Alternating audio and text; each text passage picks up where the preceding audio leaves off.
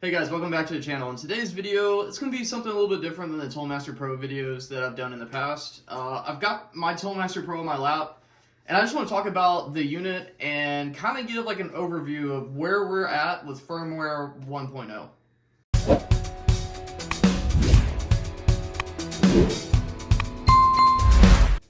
I have my Toolmaster Pro here.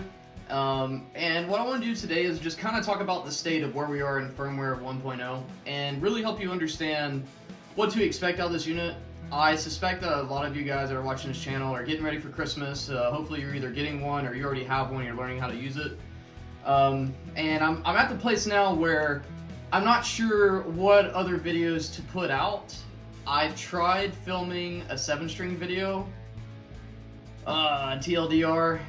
The Toolmaster Pro doesn't do well with 7 and 8 strings, not with the stock IRs. Now I was talking to one of my buddies in the Facebook group. He recommends that I try a custom IR. I don't want to do that yet because I still feel like there's a lot to learn with what's stock, and I'm a big believer in understanding the gear that you have versus tweaking it. But maybe that'll change as my experience with modelers continues to grow. So where we are right now with the Toolmaster Pro, in full transparency, I think that you're only getting 3 or 4 really good amps to use on here. Now, that's not to say that it's not worth the money because you're only getting 3 or 4 amps. Because on the flip side, you know, I paid about the same money for this for 1 amp and 1 sound. You know, with this, at least you're getting 3 or 4 amps. The place where this shines is classic tones. If you enjoy the classic tones of your guitar heroes like Stevie Ray Vaughan or Van Halen, anyone from like the 70s up until I say like the 90s, this is a great unit for you. If you're looking for some of the modern tones like the Rev amps, I'm a big fan of those. It's not doing it for me there, and that's just being really honest.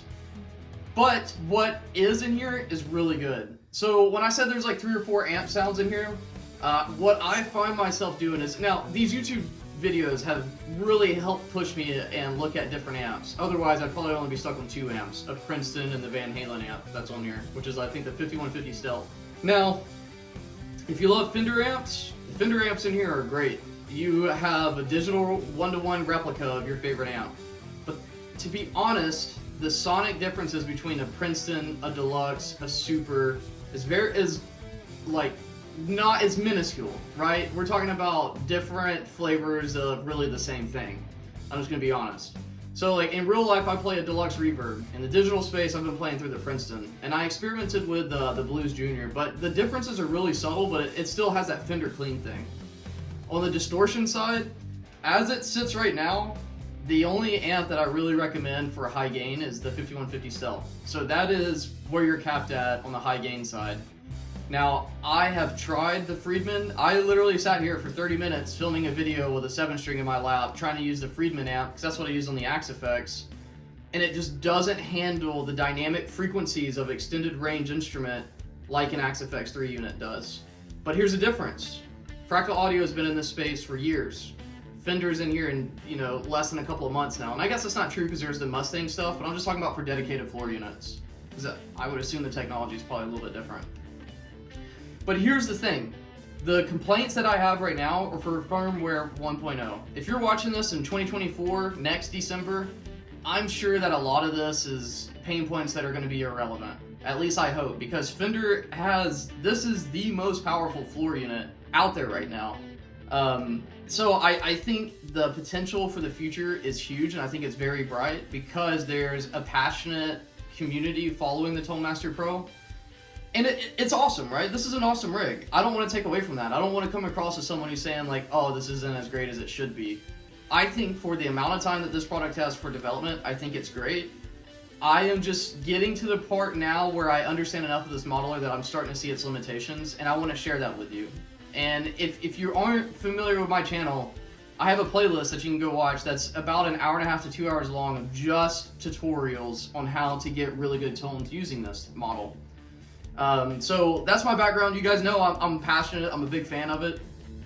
I just think that where the Toolmaster Pro has a lot of areas to growth is in the extended range world, which is also going to include the bass world. Now, I'm sure there's some tricks that I could do that I do on bass with my 7 and 8 string guitars, The thing that I love about this unit is that I haven't had to work hard to replicate my favorite classic tones. To get into more of the modern tones with extended range instruments or drop tune guitars, now I'm seeing the limitations of where Fender's kind of stuck in the Fender, you know, like half step down, 6-string guitars. That's like the lowest we'll go. Now, I don't want to say that because the 5150 does do things really well in the 6-string world. The issue that's making me feel this way is on my 7-string, to tame the low end took out all dynamics of the high end. So my low end sounded great, but the moment my hand started moving up the fretboard, I was like, whoa, what's happening to my tone? It's like it went from being really good to, I don't want to play up here anymore. So then it just made me stick to my 0s and 1s on my 7 and 8 string, and I'm just like, alright, well I got some genting now. I will say on the effects side, this unit has some of the best reverbs I've heard.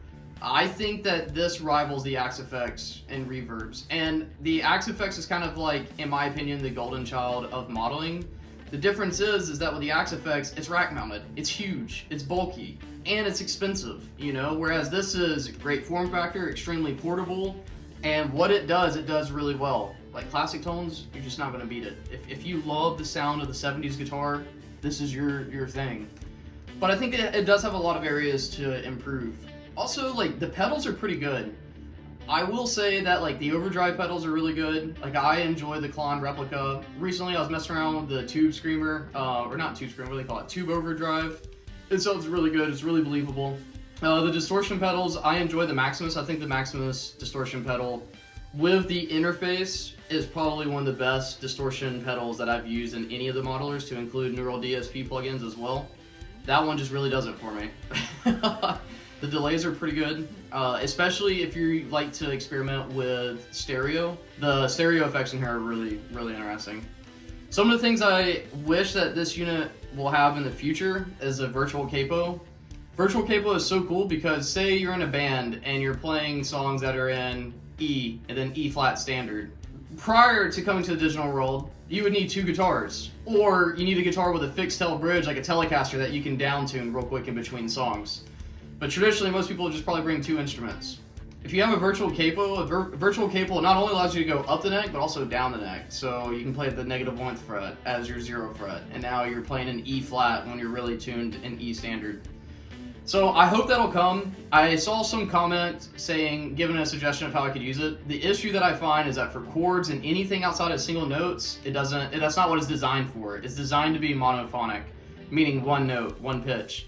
You can read about that in the documentation if you're interested. So it's not there yet. It's something that with this amount of processing power could easily come.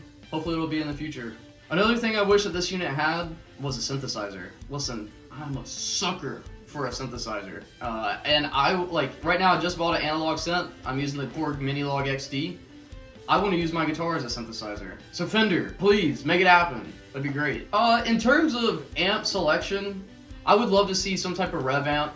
I think those amps just sound really good, or something to rival the PRS amps. I'm a Periphery fan. I think Mark Holcomb's tone is amazing, and I know they use a lot of the Axe Effects stuff for touring.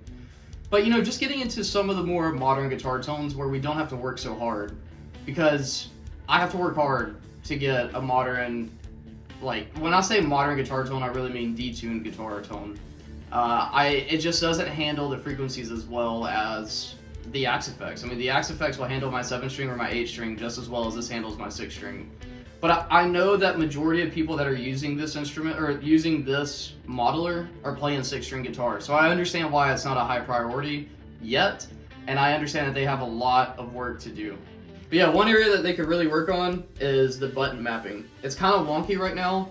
You really have to understand how the Fender ecosystem works and how the engineers program the things that they did. So I think that's an area that we'll probably see drastic improvements come 2024. Because right now it's kind of weird, man. Especially if you want to use one pedal and 2 different buttons, you gotta tap dance a little bit to get it to work right. With the latest improvement or the latest firmware patch, it really fixed the touchscreen. A lot of the touchscreen, sometimes because my fingers are so calloused, touchscreens are weird for me. It doesn't pick up on that I actually press, and on the first, before they released the current bug, I had to really get in there. Now that's solved and it's not really a big deal for me. I hope that they fix the preset volume issues. If you watch any of my videos, you know the number one thing I have to do is increase the preset volume, then increase the amp level to get it to where I need it in a mix. It would be wonderful if there was some type of global parameter that allowed me to set that somewhere and just always have it on all the presets, because I don't know what the engineers were thinking.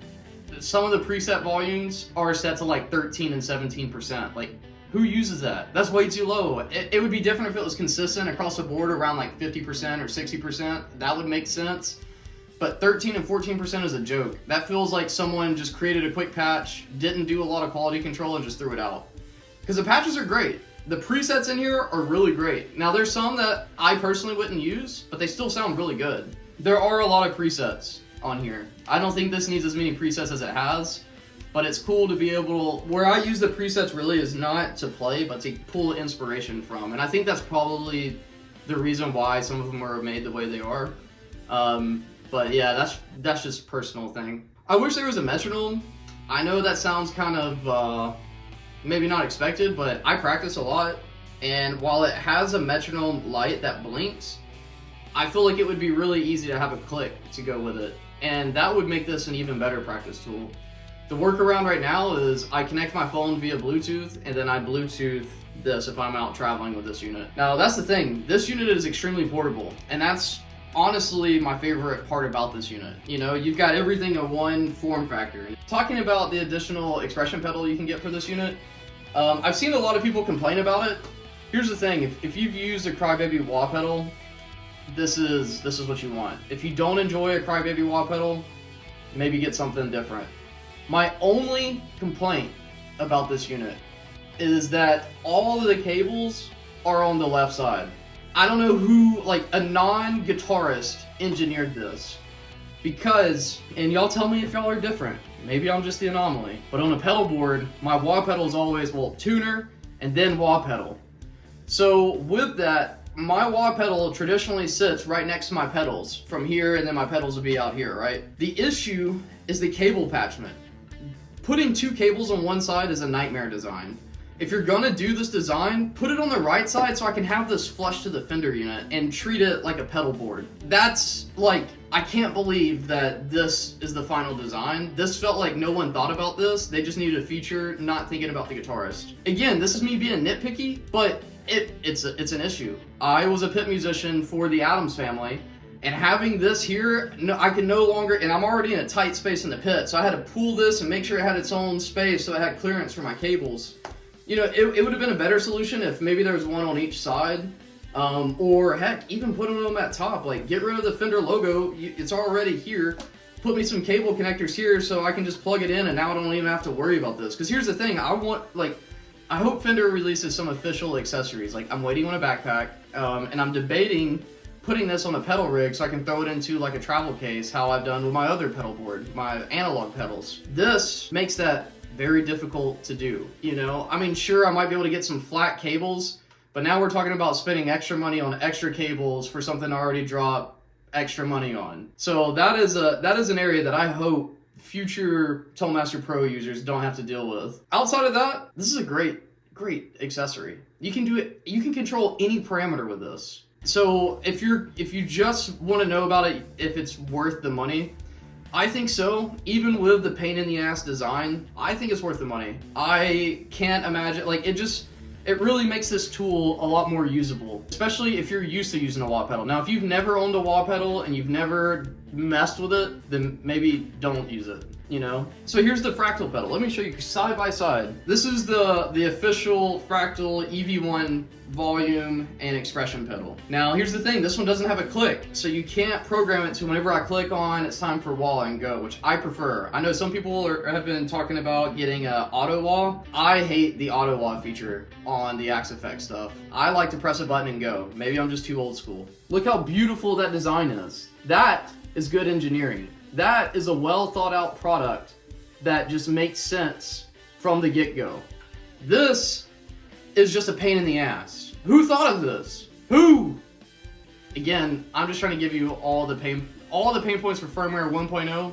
So hopefully if a Fender engineer watches this, these are my thoughts after using this unit for probably well over 200 hours now. I think in a nutshell, that's really my thoughts. Those are my pain points. I mean, you're really getting like, again, 3 or 4 amps. And I would say the amps you get is like your favorite flavor of Fender Clean, the Van Halen 5150 Stealth. I'm gonna throw the Roland JC 120 on there. That is probably the best clean amp on this unit. It took me by surprise. The video where I named the preset Juicy Cleans, I use that with a Klon pedal more than any other amp on here. Now, I am kind of pivoting in my own guitar playing where I'm getting more into like the neo soul, math rocky vibes. So that does have something to play to it, but man, they just did a great job on that. And then the last amp I'll say is for your crunch. The 59 Bassman sounds killer. It just sounds amazing.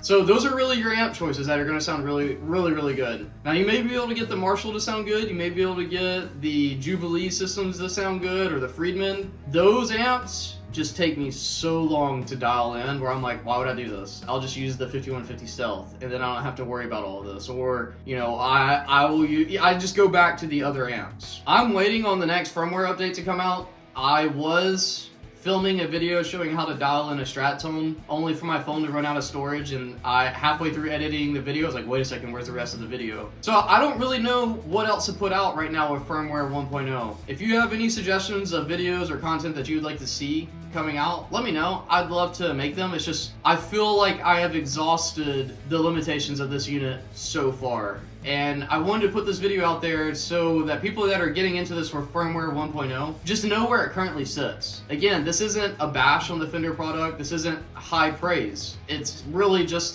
here's my opinion after all this time with the unit. I still think I'm not getting rid of my Tonemaster Pro. The Tonemaster Pro will always be the centerpiece of my gear just because, again, I love the form factor, I love the UI, I love the ease of use. What I just hope happens from putting out content like this is that the community can see at large and then Fender can continue to take this product in the right development. So I'm excited to see what firmware 2.0 will release. I don't know if it's going to come out before the end of 2023, but they got a great start. I mean, dude, listen, this is day one, or, you know, really year one release for the Tonemaster Pro. It only came out in October. So if they are going to follow suit with all of the other modelers, which is release a product, then continuously develop it for 9+ years, I think is how old the Helix is now. They're off to a really, really good start, and they have a lot of good things going for them. There's just a lot of work to be done to make it the king of the modelers and to make it the no-brainer pick. I think that they have the right form factor, they have the right amount of processing power, and they have the right amount of I/O, plus the Bluetooth. The Bluetooth, do not sleep on that. To be able to stream audio into your PA during a band rehearsal is invaluable. In the past, it's like, all right, let me put my phone up to the microphone and we'll hear what that sounds like, just so we have like a good reference to whatever we either wrote or recorded or a song that we're learning. Don't sleep on it. It's a great unit. If you're getting one for Christmas, I think you're really gonna love it. You're really gonna enjoy it. It is a really fun and creative tool versus everything underneath the sun like some of the units are. So with that, if you enjoyed today's content, make sure to smash that like button and subscribe button. If you're interested in learning about this unit, I have a playlist that you should see sometime soon on the screen that is over an hour and a half to 2 hours of just Tonemaster Pro tutorials showing you how to dial in this bad boy for your tones. With that, I'm grateful you're here.